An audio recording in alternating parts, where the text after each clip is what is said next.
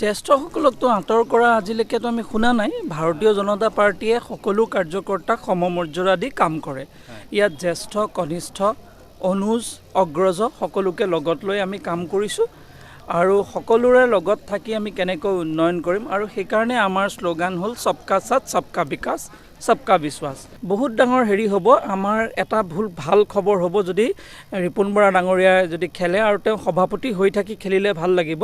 যেতিয়া ৰিজাল্ট ওলাব তেতিয়া এইটো আপোনালোকে ব্ৰেকিং নিউজ বজাব যে তেওঁৰ যিটো ছিকিউৰিটি ফৰফিট হ'ল কংগ্ৰেছৰ সভাপতিৰ। সেইকাৰণে আপোনালোকেও তেখেতক অনুৰোধ কৰিব যে যাতে গহপুৰতে তেওঁ নিৰ্বাচন খেলে, তেওঁ যাতে পলাই পেলাই বেলেগ কোনো জেগাত যাতে নাযায়, সেইটো মই তেওঁলৈ অনুৰোধ কৰিছোঁ। যাতে তেওঁ বেলেগ জেগালৈ কেতিয়াও পলাই নাযায়, তেওঁ যাতে গহপুৰতে নিৰ্বাচন খেলে আৰু আমাক সেইকণ সুবিধা দিয়ে যাতে তেওঁ ছিকিউৰিটি আমি ফৰফিট কৰিব পাৰোঁ। মই নাজানো দলৰ বিষয়ে, দলততো বিভিন্ন পৰ্যায়ত বিভিন্ন ধৰণৰ কথা চলি থাকে আৰু তেওঁ সভাপতি হৈ থকাটো বিজেপিৰ কাৰণে কিমান গুৰুত্বপূৰ্ণ সেইটো আমি জানো। সেইকাৰণে তেওঁ সভাপতি হৈ থকাটো সদায় বিচাৰোঁ।